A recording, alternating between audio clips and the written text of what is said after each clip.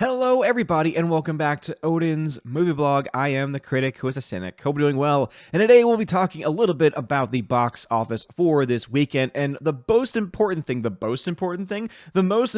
to be noting is the fact that Star Wars: The Rise of Skywalker has had a 71% drop from Friday to Friday. That means it's over, right?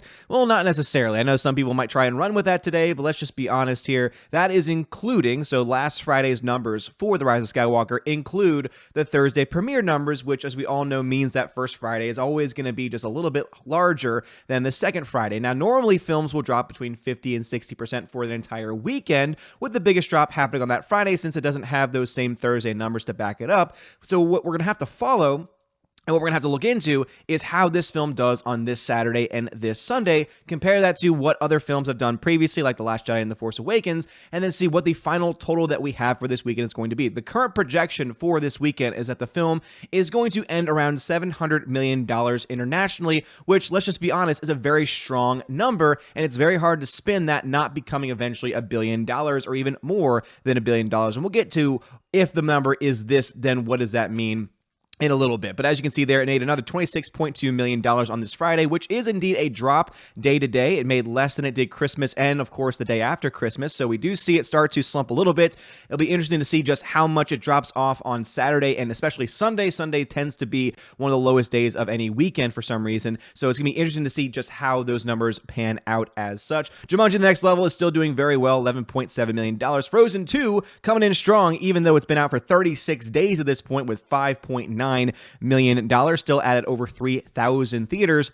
Little Women making $5 million, and Spies in Disguise, which looks like it's going to be yet another major flop this year, coming in with $4.6 million. And I'll do a total box office breakdown tomorrow, focusing today specifically on The Rise of Skywalker. So as you can see, The Rise of Skywalker has now made internationally altogether $598 million in the first 11 days or so. And again, that is pretty impressive. When you compare it to other films, it's still trailing behind films like The Last Jedi, but many suspect that the film will, this weekend even, potentially actually surpass the numbers of The Last Jedi, at least domestically. I don't think it's going to do that foreign market, in the foreign market, but the reason that every country so far that I've been tracking has been doing worse. This movie has been doing worse than The Last Jedi did in those countries. Obviously, Star Wars is definitely something that appeals greatly to American audiences, but it does appeal to other audiences like the UK and other places too. But it's not really doing as well there as it did in previous films like The Force Awakens and The Last Jedi. And so I think that the international box office for this is definitely going to be probably the lowest out of the sequel trilogy, with the domestic number potentially being as strong as The Last Jedi, or what I honestly think a little bit less than Last Jedi, which is the reason why I think it's going to end over $1 billion. How much over $1 billion I think is going to be a giant question mark, but we'll have a better idea. And again, I could be totally wrong on those analysis. And I'll have a better idea tomorrow where I'll give you my official estimates, ranging from if it makes 50% in the first 2 weeks versus if it makes 70% in the first 2 weeks, which is basically what the best it could do and what the worst that it could do. And most likely it's not going to fall out of that range once we have it tomorrow. And again, if assuming it's $700 million, which again is kind of likely, I would say it's probably between 650 and 750. I know that's quite a range, but that's pretty much what we're dealing with now when it comes to this film, because things are just so up in the air. We have these random scores on Rotten Tomatoes that some people are trying to put a lot of credence into. I really don't, because I haven't trusted Rotten Tomatoes for a long time now, ever since all that crap happened with The Last Jedi and Captain Marvel, and them changing their site and changing the way they do things, and things just not really making a whole lot of sense from the critics and from the audience scores. So I'm just kind of not really buying into that. Cinema Score, B+. I still don't buy into that either, because Cinema Score doesn't reveal any of its data. It just says, oh, here's the score. You have to just assume that we're giving you the correct information. We're not going to tell you how many people we surveyed, what the age range was, what city they were in, because that would kind of give a little bit of a glimpse into behind the curtain of, oh, so for certain films, maybe they'll ask certain people in certain markets because they know that they are more likely to give a positive score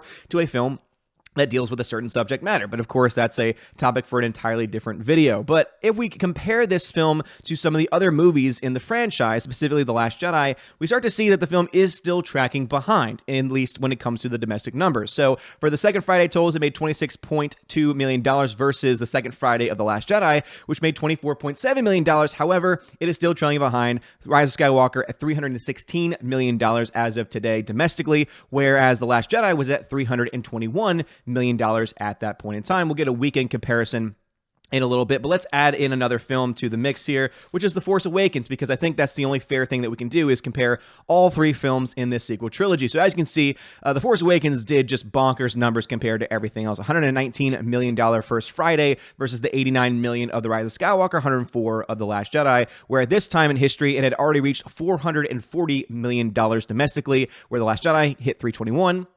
And The Rise of Skywalker reached $316 million. So as you can see, we have this ever decreasing amount of money when you compare it to the other films. The one real exception to that rule, where The Rise of Skywalker actually beat out The Force Awakens, was on the day after Christmas. It had a very strong day after Christmas with $30.5 million, but it also was the day after Christmas, so some people were still off from school, off from work, so it makes a lot of sense that that's where that number was strong. Where you see these numbers start to tick up for when Christmas fell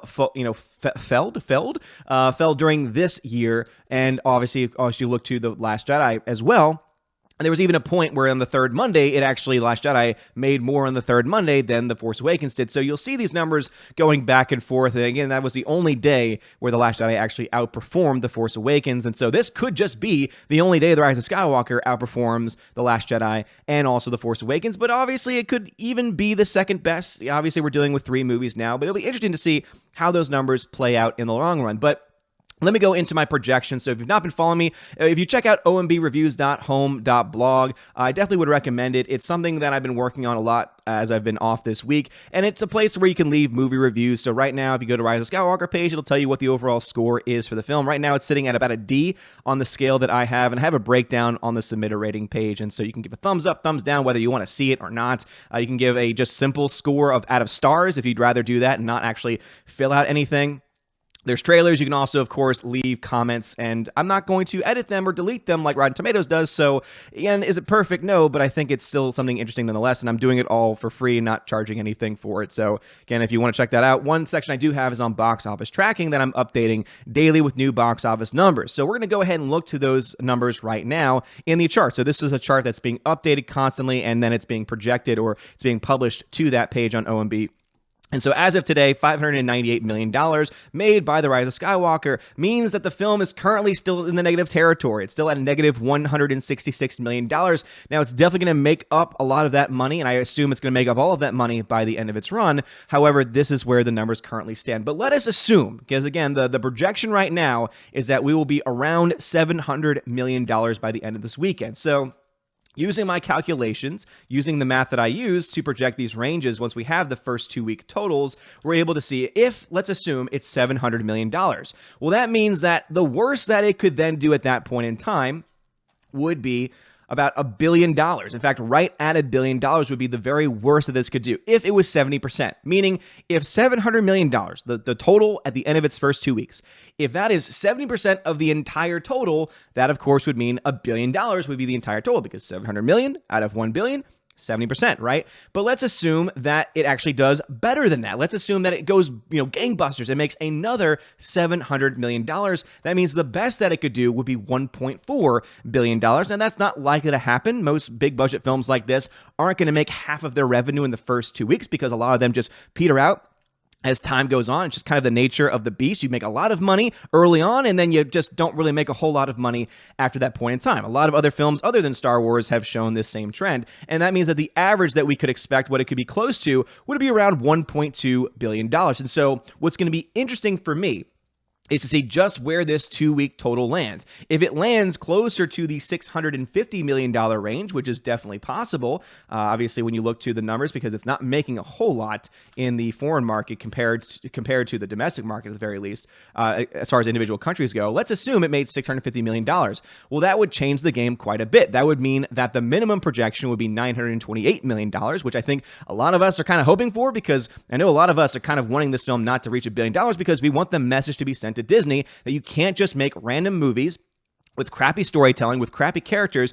crapping all over the lore, and expect us to keep paying to see it. And I think the only way that we can really show anything at this point in time, or really show kind of stand our ground is by saying, look, your film didn't make $1 billion. That means your film potentially lost a little bit of money. So now, based on the current budget that I have, which is just a lot of guessing because we're given a certain number. I think the number right now, according to IMDb Pro, because I got a free trial because that stuff is stupid, was around $200 million, which I just don't buy into, seeing that the last film cost over $300 million. That just doesn't make a lot of sense. 350 sounds pretty right because it would be a little bit more than the last film.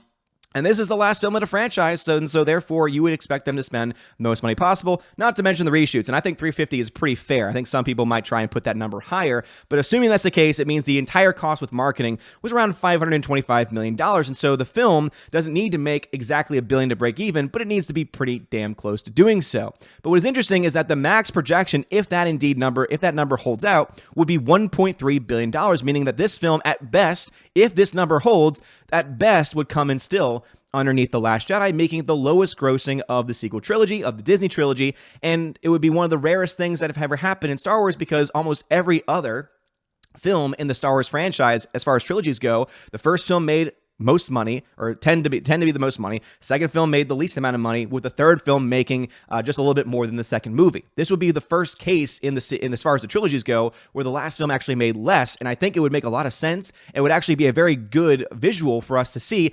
That's exactly what we've been saying. We've been saying that things have been getting worse and that the fans have been getting tired, and if that is the case, even if it's making $923 or $1.3 billion, the fact is you would see that more and more people are beginning to abandon this franchise. So the normies might be able to keep this number strong. The normies might be able to push it to that $1.3 billion total, which again, I don't think is going to happen. Again, the big estimate right now, as of the last time I checked, according to Deadline, was at around $700 million. And so, again, the best case would be 1.4, but most likely be closer to 1.1, 1.2, which is pretty much the range that I gave in the very beginning before the film even came out, before we started getting actual numbers. And so I think that this hopefully is going to be a message. Again, whether they receive it or not, I have no idea. But hopefully this is a message to Lucasfilm that you need to start giving us good, compelling stories that respect the fans, respect the lore, because if you think throwing 3 films into 1 2-hour film in the Rise of Skywalker, yeah, you might have pleased some people that don't care about storytelling, that don't care about things making a whole lot of sense, that don't care about characters being consistent. And again, good for you if you like this film. I'm not going to attack you for it, but let's just be honest, there are objective flaws that you have to ignore in order to enjoy this film in any sort of way. Yeah, you might have those people, but you're losing a lot of the hardcore fan base, and hopefully if these numbers pan out the way that I expect them to, you're going to see that happen pretty clearly. So before I end this video, though, again, let me know your thoughts about all of these numbers. So again, this is how I have it broken down. If you want to have access just to see what the current numbers are, the current box office totals for all the films out, what the current loss gain is compared to their budget and their costs. Again, ombreviews.home.blog. Yes, I know it is quite a mouthful, but I have that box office tracking, and so everything that I just showed you shows up here. You can't do any plugging in or anything to that effect. If I am able to somehow do that in the future, where I can give you a table that you can fill in for yourself, that could be really cool. But if you have any questions about the math or the equations, just let me know if something is not quite clear. Also, if you've been following the channel for about a year or so, you know that last year we started something called the OMB Wednesday Raven Awards. Yes, it is a mouthful, but it is our protest of the Oscars. We all know that the Oscars have just become a complete political joke, and so we decided to have our own award show that is voted on by you, the people, and therefore gives you more of a voice, and I think gives more films that are going to get completely ignored by the Academy the recognition that they deserve. And so if you want to have a link to this, I'm going to leave a link to this survey in the comment section of this video, and I highly recommend that you go fill out a form. Again, you can fill out all the categories, most of the categories, maybe even just one category, but I recommend filling out more than that. There are a bunch of cool categories like the Best Movie of 2019, which is standard. We also have one that we established last year called the Kathleen Kennedy Ryan Johnson Award for Excellence in Crap World Building for films released in 2019 this year. So you can recommend your film for that. A Lifetime Achievement Award, someone that's been overlooked in film history. Best Original Story in Film, Best Low Budget Film. There's an example of what kind of money we're looking at. Most Unnecessary Remake, Best Pointless Remake, because I guess all remakes are pretty much pointless, but some of them are actually pretty well. And again, you can just go down this list and submit your votes, and we'll be collecting this for the next couple weeks or so before we have an official ballot for the Wednesday Raven Awards, and that will be the night of the Oscars. We will be going in direct competition with the Oscars. Not sure that we're going to get nearly as much as the Oscars, but still, it'll be a place for you to go if you're like, hey, you know what? I used to like the Oscars, and I do like award shows, but everything has just become so anti-Trump and anti-this, anti-that, that I need somewhere else to go. Well, Again, Odin's movie blog is a great place for you to come to, so check that out. Again, the link for that will be in the description of this video. And again, check out ombreviews.home.blog. Send me some messages if you have any recommendations for how to get this looking just a little bit cleaner, a little bit better. I have very little experience when it comes to creating a website, and so the fact that I have what I have is still something that impresses me because, again, using nothing but free websites, using Excel, using Sheets, I think is, it's pretty interesting and pretty cool how I was able to do that. But anyway, let me know thoughts about that. And of course, let me know about the Rise of Skywalker box office numbers. Do you think that the numbers are going to drop off the second Saturday and second Sunday? Do you think it's ever going to catch The Last Jedi? And what do you think the overall total is going to be for this weekend? We'll find out tomorrow morning when we get those official estimates. So anyway, let me know thoughts about this and all the things we talked about in the comment section below. If you like this video, smash the like button, give us a subscribe. It helps us out a lot. You're amazing, beautiful people. Have a wonderful day. And as always, God bless.